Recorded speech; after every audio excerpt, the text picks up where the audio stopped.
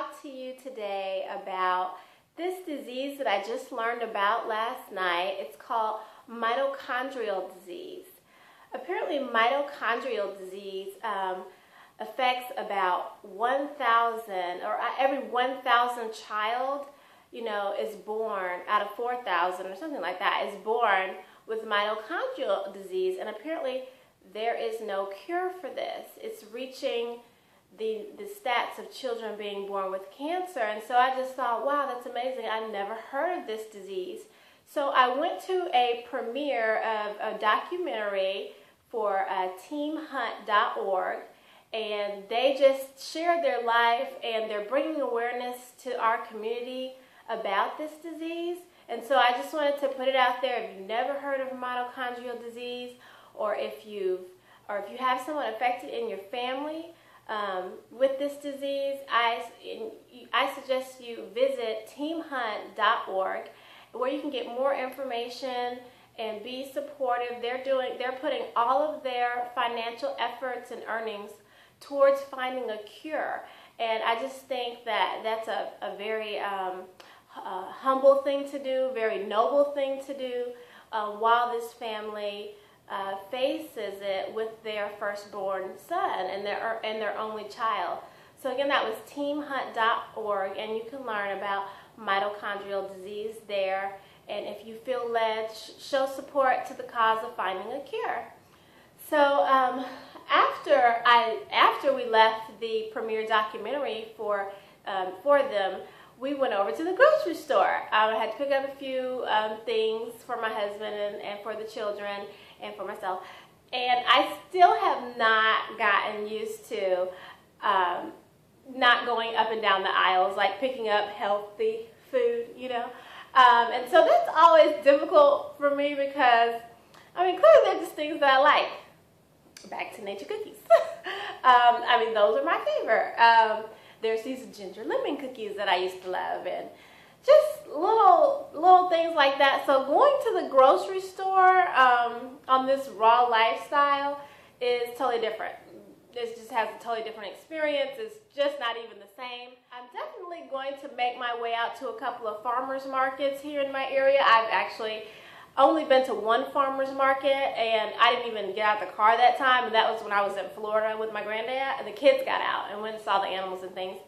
But anyway, yeah, it's day 12, and it's still not totally normal to me. It's Friday. My day 12 is a TGIF, and so it's totally not normal to me to not, plan to go buy junk food. And it's not all junk food. I thought I was eating pretty healthy, but I did consume lots of grains, and I hear that these grains are not really good for us humans. We haven't been eating these grains the way we consume them for, not that long. So anyway, that's that part I'm still getting used to. Funny thing happened yesterday.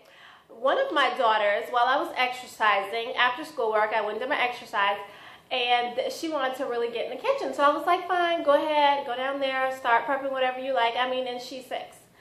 So I was like, just exercising. I wasn't really thinking about it, and I get downstairs, and so she's made everybody's lunch. And the sweetest thing, she had my lunch prepared with grapes, and here's the part that kind of made me sad, and broccoli.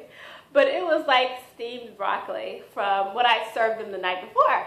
And so then my 7-year-old comes down, and she's like, well, whose plate is that? And so she's like, well, that's Mommy's. And so then the 7-year-old's like, well, Mommy can't eat broccoli.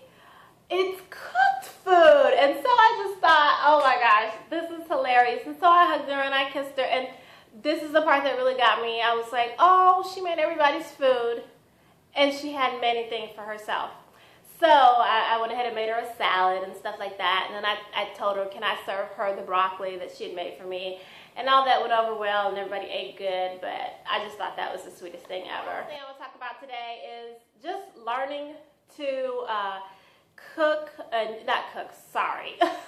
yeah, we don't cook. No, but learning to prepare my food. Like, I'm just not used to all of the real food.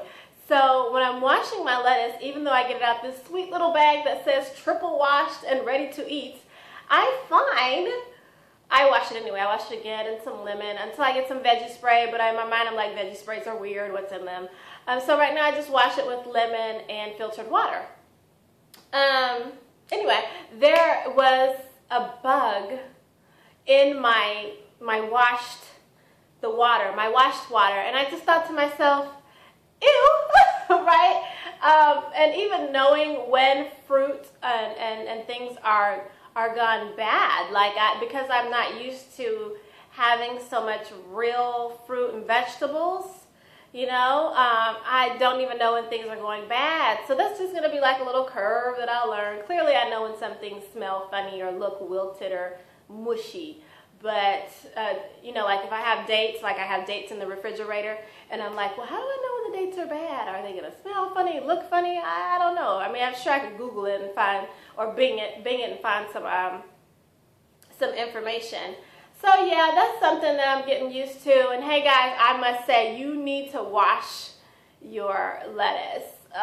Any produce that you get, wash it, because there's still, especially if you're in the bag that says triple washed, and I'm thinking to myself, man, when I get the salads, I used to get this salad at my local grocery store, and I love it. And I'm thinking to myself, I probably done ate plenty of bugs. But anyway, guys, that's all I have for you today. It's day 12. And we're going into the weekend, so you guys know that I'm not going to post videos on the weekend. If I post one, it'll be random, but I don't have any intentions of posting on the weekend. So I will see you on Monday with a scale update, and I hope you guys have a great weekend. Pile in some fruit, pile in some vegetables. Even if you don't cut out your regular eating, pile some of that in there first, and then see what you feel like eating after that.